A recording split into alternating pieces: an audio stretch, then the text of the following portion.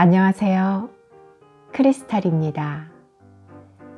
이번에 소개할 책은 어색하고 불편하지만 성교육을 시작합니다. 입니다. 어색하고 불편하지만 성교육을 시작합니다는 20년차 양육 전문가로 활동해온 류다영 한국청소년연구소 대표가 전하는 성교육 지침서입니다.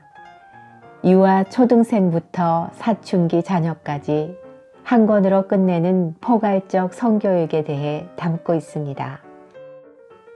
무엇보다도 소중한 자녀들의 성교육을 타인에게 맡기지 않고 부모 스스로 당당하게 이끄는 데 초점을 맞추고 있습니다. 다양한 사례와 경험, 심도 있는 연구를 통해 성교육에 관한 명쾌한 해답을 제시하고 있습니다. 이제 책 속으로 들어가겠습니다.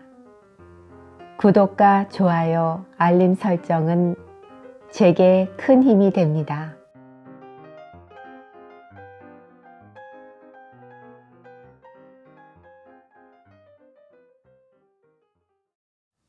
들어가는 글.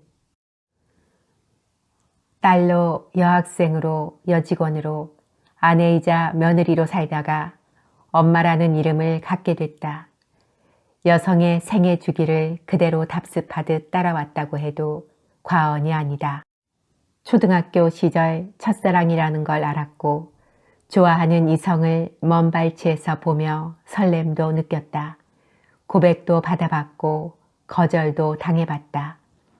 관심이라는 이름으로 성희롱도 당해봤으며 사랑이란 이름으로 성폭력과 스토킹도 당했다. 더운 여름 얇은 옷을 입고 탄 버스에서 성추행도 당해봤으며 여자라면 여자라서 라는 말로 시작되는 언어폭력도 다반사로 당했다. 그러다 함께이지 않으면 살 수 없을 것 같은 사람을 만나 결혼을 했다. 결혼 전 여자로 다양한 경험을 가졌기에 딸을 낳으면 완벽한 양육자가 될 거로 자부했다. 나의 자부심에 부합하듯 첫째 딸을 낳았다. 하지만 나의 자부심이 자만인 걸 아이를 만난 순간 알아차렸다. 양육자이자 엄마는 내 몸 하나 건사하는 것과는 차원이 달랐다. 처음 마주하는 새로운 인간을, 그것도 혼자서는 아무것도 하지 못하고 내가 하는 모든 것을 스펀지처럼 받아들이는 존재를 양육하는 건 호기롭게 덤빌 수 있는 일이 아니었다. 나도 어릴 때가 있었고 사춘기를 지났으니 그 시기에 필요했던 것을 적재적소에 잘 적용해 누구보다 건강히 잘 키워낼 계획을 세웠다. 하지만 아이는 어릴 때 내가 아니었다. 아이가 크는 환경은 내가 자라던 환경이 아니었다. 아이를 먹이고 입히는 아주 단순한 것마저 이렇게 하는 게 맞나? 아이에게 해가 되는 거 아닐까? 라고 되물으며 조심스러웠다. 조심스러웠던 것에 익숙해질 때쯤이면 다른 낯선 것이 등장했다. 아빠 소중한 것도 나랑 똑같이 생겼어? 와 같은 성적 질문을 하거나 생식기를 만지는 등의 성적 행동을 하면 이걸 어떻게 해야 하지? 라는 당황스러움의 벽이 다시 나를 가로막았다. 같은 여자이자 그 시기를 겪은 선배지만 어릴 때나 사춘기 시절에 어땠는지 그 어떤 것도 생각나지 않았다. 분명 나도 딸아이와 같은 성장 과정을 겪었을 텐데 아무리 기억을 더듬어도 월경대를 거꾸로 붙여 월경혈이 하나도 흡수되지 않았던 끔찍했던 기억만 떠올랐다. 경험에 비추어 무조건 조심시키기만 하면 된다는 나의 성교육 관념은 잘못된 것이었다. 누구보다 완벽히 준비된 딸 키우는 엄마가 될 거라는 나의 호언장담은 온데간데 없었다. 첫째 아이의 성적 행동이 시작될 때쯤 둘째가 태어났다. 딸아이 양육에 자신감이 떨어질 때쯤 태어난 둘째 아이는 나를 더 혼란의 늪으로 끌어들였다. 남자아이가 태어난 거다. 딸아이야, 같은 여자로 대강이라도 아는 체 할 수 있겠는데 남자아이는 미지의 세계다. 자라면서 남자라고는 아버지만 보고 자랐고 성인이 된 후 다 자란 남자만 봐왔지 모든 것을 돌봐야 하는 어린 남자가 내 책임으로 떨어질 거라고는 생각지도 못했다. 거기다 남매를 키워야 하는 현실은 상상치도 못했다. 그런 상황에서 내가 의지할 수 있는 건 선배 엄마의 조언과 육아서, 성교육책, 그와 관련된 인터넷 영상뿐이었다. 일단 알아야 했다.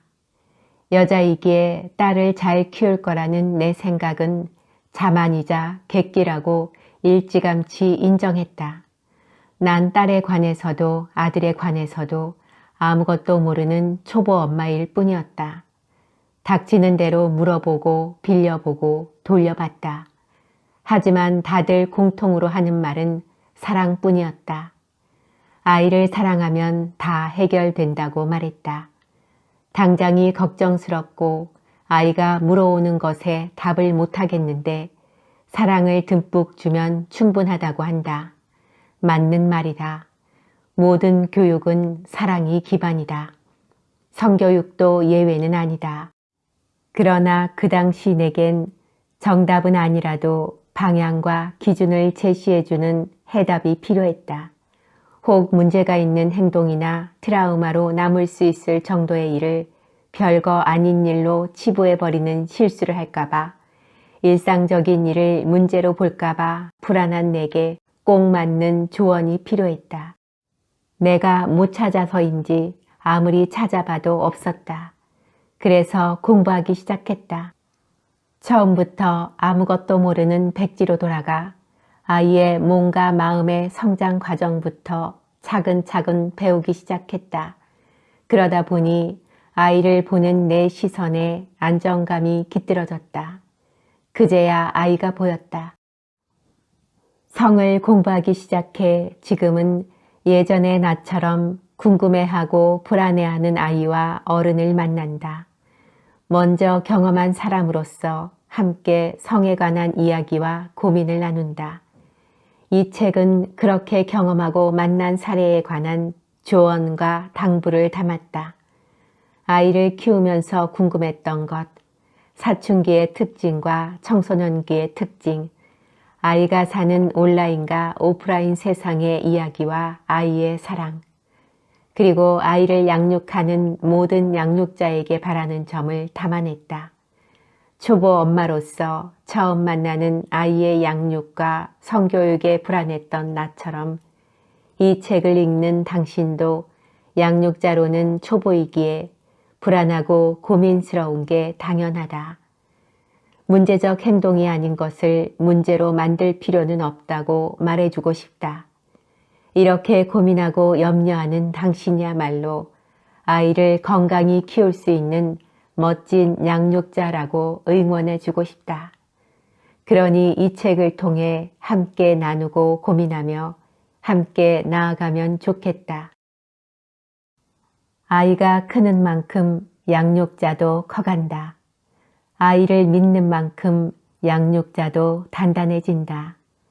알게 되면 알아차릴 수 있다. 이해하게 되면 덜 불안하다. 공감하게 되면 아이의 성장을 설레며 지켜볼 수 있다. 아이의 성장을 함께 공부하고 준비하며 불안함보다는 설렘으로 아이의 미래를 맞이하는 양육자가 되기를 기원한다. 요즘은 다양한 가족 형태가 있다. 그런 이유로 본문에선 양육하는 일을 양육자와 부모로 교차 표현했다.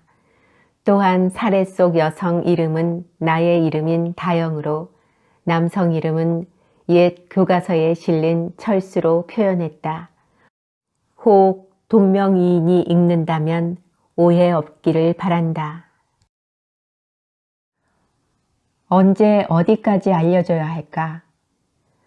우리 아이는 너무 관심이 없는 것 같아요. 또래 애들보다 늦는 것 같아요. 아직도 나랑 같이 자려고 하고 아기 같아요. 너무 모르는 것 같은데 자기 나이에 맞는 성교육 해줘야겠죠. 그런데 그러다 관심 없던 애가 막 이것저것 알려고 덤비면 어떡해요? 순진한 애한테 괜한 호기심만 심어주는 건 아닌지 걱정돼요. 부모는 성교육을 시작함에 걱정이 많다. 아직 물어오지도 않았는데 교육한다고 알려주면 관심 없던 아이에게 성에 관한 호기심을 부채질하는 건 아닐까, 괜한 짓을 하는 게 아닐까 걱정한다. 아이의 성격과 성향, 환경에 따라 다르지만 아이도 성에 관해 궁금한 게 있다. 다만 성이라는 주제를 이야기 나누고 다룰 편안한 환경이 주어지지 않았을 뿐이다. 성교육은 스킨십과 성관계, 피임 교육만을 다루지 않는다. 아동 청소년이 건강한 관계를 맺고 살아가기 위해 알아야 하는 관계 형성에 관한 기술적인 교육도 성교육에 들어간다. 건강한 관계 형성을 위한 기술적인 부분은 어떤 것을 말할까? 의사소통, 경청, 거절, 의사결정, 대인관계, 비판적 사고, 감정이입 연습, 공감, 낙인과 차별에 대한 저항, 권리주장 같은 것들이다. 어떤가? 그럼에도 아직 성교육이 망설여지는가? 아니면 이런 게 왜 성교육이냐 싶은가? 성을 이야기할 때 타인과의 관계, 사회관계를 배제하고 교육할 수 없다. 누군가와 함께하는 생활에서 지켜나가고 보호해야 할 것들을 아이에게 알려줘야 한다. 관계에서 필요한 필수적인 교육, 나의 경계를 알고 타인의 경계를 아는 것, 존중을 기반으로 자신과 타인을 대하는 법, 나의 감정을 제대로 알아차리고 건강하게 표현하는 법, 타인의 감정을 수용하고 공감하는 법 등은 나이만 든다고 저절로 알게 되지 않는다. 하나씩 알려주고 연습하는 교육이 필요하다. 언제 어디까지 알려줘야 하는지 나이별로 딱 여기까지 하세요. 몇 살에는 여기까지 해야 합니다. 라는 나이별 성교육 지침서는 없다. 이렇게 말하는 이유에 관해 설명이 필요할 것 같다. 우리나라엔 교육부에서 발표한 국가 성교육 표준안이라는 게 있다. 아이의 학년기별로 필요한 성교육 주제와 교육 방법이 실려 있다. 활동지와 수업 자료, 교육 지도서로 구성되어 있다. 많은 공을 들였겠으나 성별 고정관념을 그대로 드러내고 성차별을 암시하는 내용의 반박도 많이 받았다.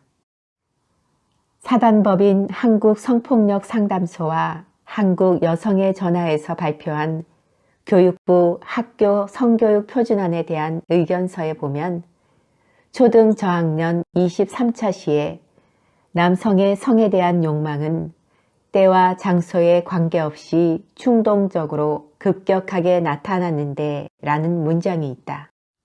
중등 4차 시엔 성욕구 진행 과정 면에서 여성의 성욕은 자극을 통해서 성호르몬이 뇌로 전달되어 이성에 대한 관심을 갖게 되어 접근욕과 접촉욕구가 생긴 후에 성교욕이 생기는 데 비해 남성의 경우는 자극을 통해서 성호르몬이 뇌로 전달된 후 성교욕이 빠르게 진행된다. 고등 13차 시엔 남녀 성심리 특성의 차이, 남성은 신체 접촉 중심적, 성행위주의, 충동적, 공격적, 적극적, 사랑보다는 상황에 의해 성관계 원함, 성관계 하고 싶은 욕구가 강함이라고 적혀 있다.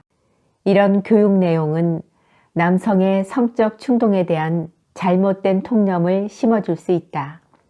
그리고 남성의 성충동은 충동적이고 공격적이라고 일반화시킬 경향이 있다. 또한 성적 욕구는 남성의 전유물로 보는 시각도 생길 수 있으며 여성은 성적 욕구가 낮거나 성적 욕구를 드러내는 게 잘못된 것이라는 인식을 심어줄 수도 있다. 이걸 보고 난 후 성교육을 공교육에만 맡겨두고 집체교육으로 하는 게 맞는가 하는 의문이 들었다. 물론 공교육에서 교육부 지침을 무시하기도 개별적으로 교육하기도 불가능하다. 그러니 양육자는 아이가 공교육에서 어떤 내용의 성교육을 받는지 관심을 가져야 한다. 혹 아이가 잘못된 성가치관을 형성할 만한 교육을 받았다면 대화를 통해 다시 잡아주는 역할을 해야 한다. 성교육에서 가장 중요하게 생각하는 과정은 자신의 감정을 알아차리고 표현하는 것이다. 감정에 관한 교육은 어린 나이부터 이루어져야 한다. 아이의 나이가 고등학생이라도 자신의 감정을 알아차리는 게 힘든 아이라면 거기부터 시작해야 한다. 고로 나이별 성교육이 있는 게 아니라 수준별 성교육이 필요하다. 성에 관해 언제 알려줘야 하나요? 아이가 성에 관해 물어볼 때가 적기이긴 하지만 일상에서 아이의 생활에 관한 질문으로 시작해 관계, 갈등 등을 다룬다면 일상생활 언제든 성교육을 시작할 수 있다. 어디까지 알려줘야 하나요? 아이가 궁금해하는 부분까지 알려주는 게 좋다. 성교육을 하다 조금 더 알려주고 싶은 마음에 아이가 받아들일 수 없을 정도까지 알려줄 필요는 없다. 아이가 물어본 부분의 궁금증까지만 해소해줘도 훌륭하다. 아이가 성에 관한 질문도 하지 않고 성에 관심이 없을 수도 있다. 달리 이해하면 성에 관해서 궁금해해야 할 필요성을 못 느낄 수도 있다. 그렇다면 성에 대한 선입견이 없다는 말이니 더 자연스럽게 시작할 수 있다는 말이 된다. 성을 꼭 이성관계, 스킨십으로 보는 게 아니라 건강한 삶을 사는 성인이 되기 위한 포괄적 성교육으로 접근하기 딱 좋을 때다. 아이가 초등 고학년이 되고 중학생이 되었는데 성에 관해 어떠한 질문도 하지 않는다고 성교육이 필요 없는 건 아니다. 아이의 학교 생활과 친구 관계에 관해 궁금함을 드러내며 아이와 대화를 이어나가길 바란다. 친구와의 갈등과 다툼에 관한 고민 상담도 성교육이다. 아이의 사회관계가 갈등이 없이 행복하다면 이야기를 들어주며 지지하는 반응을 보여주는 것도 성교육이다. 아이에게 어떻게 성교육을 할까에 관한 고민 이전에 나는 성을 어떻게 인지하고 있는지 양육자가 생각하는 성교육의 범위와 성인지 점검이 우선되면 좋겠다. 때일은 성교육으로 아무것도 모르는 관심 없는 아이에게 괜한 호기심만 심어주는 건 아닌지 걱정하는 양육자에게 묻는다. 왜 그렇게 걱정하는가? 정말 아이가 아무것도 모른다면 아이가 알고 받아들일 준비를 할 수 있게 교육하는 게 맞다. 올바르지 않은 것을 사실로, 진실로 받아들이기 전에 올바르게 성을 인식시키고 건강한 성 가치관을 만들 수 있게 도와줘야 하는 게 양육자의 책임이다. 아이가 성에 관한 자극적인 질문을 해야지만 아이가 성에 관심이 있다고 생각하는 건 아닌가? 그래야지만 교육이 필요하다고 생각하는 건 아닌가? 성교육은 미리 준비하는 방향으로 나아갈 때 가장 큰 효과와 영향을 발휘한다. 아이의 일상에 관해 이야기 나누는 것을 시작으로 아이가 성에 관한 질문을 편하게 할 수 있는 환경을 만들어 가길 바란다. 중2병 정말 있나? 사춘기가 뭐예요? 초등 3학년 아이가 물어본다. 사춘기라는 말을 처음 들은 때가 언제냐고 물었다. 엄마와 이야기하는데 엄마가 너도 곧 문 쾅 닫고 들어가겠네 라고 하길래 자기는 화를 잘 안 내니까 안 그런다고 했단다. 아이의 답을 들은 엄마는 사춘기 되면 다 그래 라는 말을 했다. 아이는 궁금했다. 도대체 사춘기가 뭐길래 그때만 되면 문을 쾅 닫고 들어가는 걸까? 그러던 찰나에 나를 만나 물어보게 된 것이다. 사춘기, 겪는지 모를 정도로 부드럽게 지나가기도 하지만 양육자와 아이 모두 힘든 시간을 겪기도 한다. 그럼 한번 생각해보자. 사춘기는 뭘까? 네이버의 심리학 용어 사전에서는 신체가 성장함에 따라 성적 기능이 활발해지고 2차 성징이 나타나며 생식 기능이 완성되기 시작하는 시기라고 정의한다. 청소년들이 아동기를 벗어나면서 신체적, 정신적 변화를 겪는 시기다. 성호르몬이 분비되면서 몸에 2차 성징이 나타난다. 스파이더맨이 거미에 물린 다음 날 바로 신체적 변화가 생기는 것처럼 자고 일어나니 달라졌어 할 정도로 하루아침에 급격한 변화는 아니지만 서서히 몸의 변화를 알아차릴 정도로 진행되며 이전과 확연히 다른 모습으로 성장한다. 시간을 두고 순차적으로 변화하기에 잘 적응할 거로 생각할 수 있다. 그런데 찬찬히 생각해보자. 성호르몬이 분비되고 음모와 겨드랑이 털, 수염이 자란다. 생식기의 성장과 키의 성장도 이루어진다. 월경과 몽정을 하며 신경 쓸 것들이 늘어난다. 생식기 말고는 큰 차이 없던 남자아이와 여자아이의 몸에 확연한 차이가 생긴다.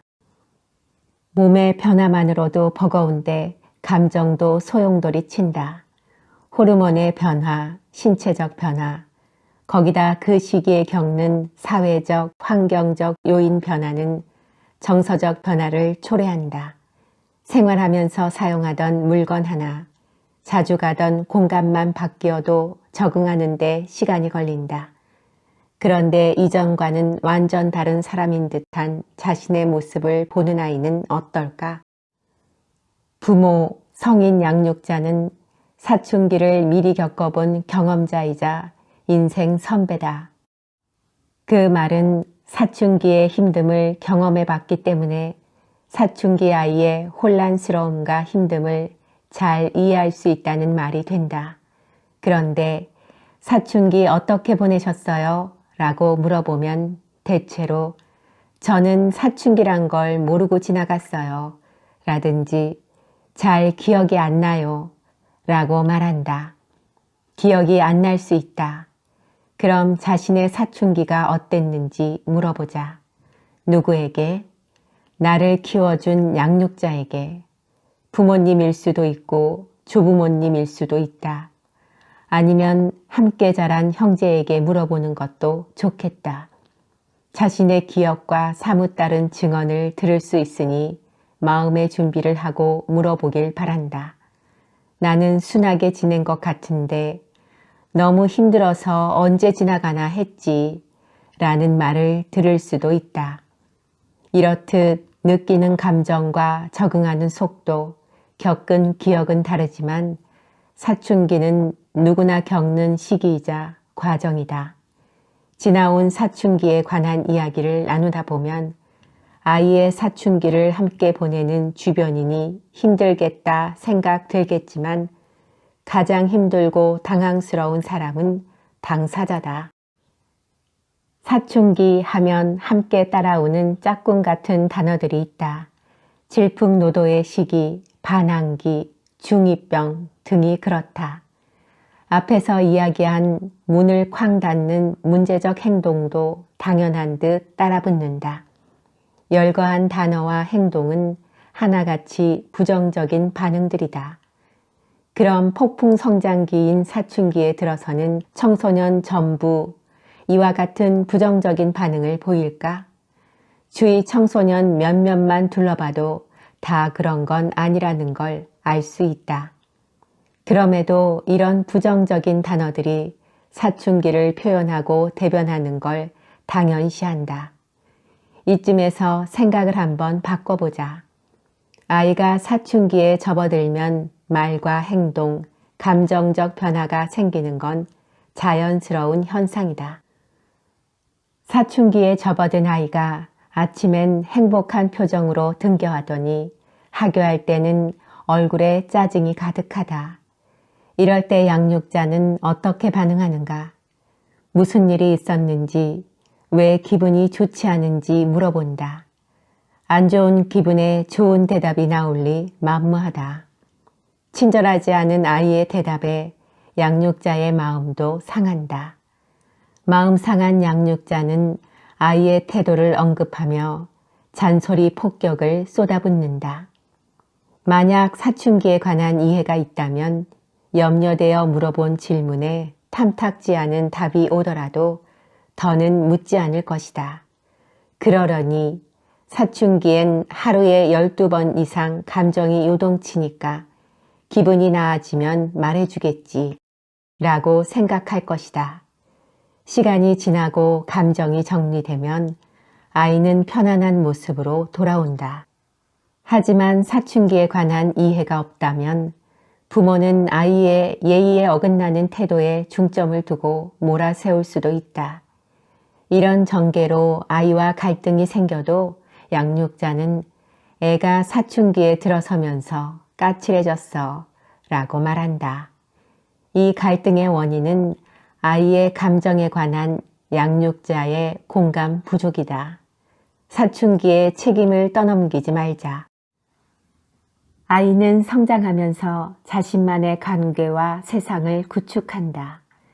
그 과정에서 본인의 힘으로 갈등을 해결해 나가며 관계를 유지하는 기술을 배워간다. 그런 과정 없이 부모에게 전적으로 의존하며 자신만의 방법과 방식을 배우고 연습하지 못하면 사회생활이 힘들어질 수 있다. 아이가 자신의 힘으로 해결해 보고자 이야기하지 않는 걸 사춘기 반항이나 중2병 등의 용어로 규정해버리면 안 된다. 중2병, 초등학생도 아는 단어다. 중학생이 중2병이라 그렇다는 말을 스스럼 없이 하기도 한다. 한창 성장하며 변화하는 시기인 15세를 병으로 환자로 규정하는 사람이 아이 자신일까? 그렇지 않다. 아이를 지켜보는 어른이 만든 말이다. 병명으로 만들 정도로 힘들다는 표현인 건 안다. 만약 정말 병이라면 치료 방법도 있어야 하지 않을까? 병명을 만든 사람이 치료법도 가장 잘 알 터이다. 중2병에 맞는 치료법은 뭘까? 이런 질문을 던지면 열의 9은 얼른 지나가길 바라며 견디는 것이라 말한다. 그냥 지나가길 기다리기만 하는 것이라면 병으로 생각하면 안 되는 거 아닐까? 사춘기 아이 양육에 대한 결론은 힘든데 방법이 없다는 것으로 끝이 난다.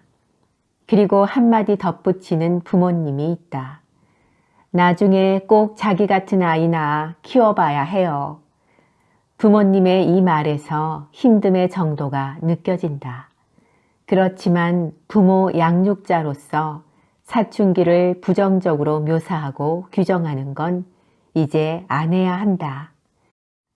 사춘기에 관한 이해를 바탕으로 인생에서 가장 흥미진진한 시기인 사춘기를 함께 즐겨보는 건 어떨까? 사춘기는 있다. 성장 과정 중 급격한 성장 시기의 명칭이다. 중2병은 없다. 아이가 자신의 삶을 구축해 나가는 성장 과정에서 변화하는 말과 행동이 다소 불안정적으로 보일 뿐이다. 그러니 병이라는 말을 붙여 잘못된 것으로 무시하듯이 표현하지 말자. 아주 건강히 성장하고 있는 아이를 환자로 만들지 말자. 아이의 성장하는 모습을 짜증 섞인 눈빛으로 보며 버티고 견디는 게 아니라 세심히 지켜보면서 아이에게 다시 오지 않을 귀한 시간과 감정을 추억으로 남겨두기를 권한다.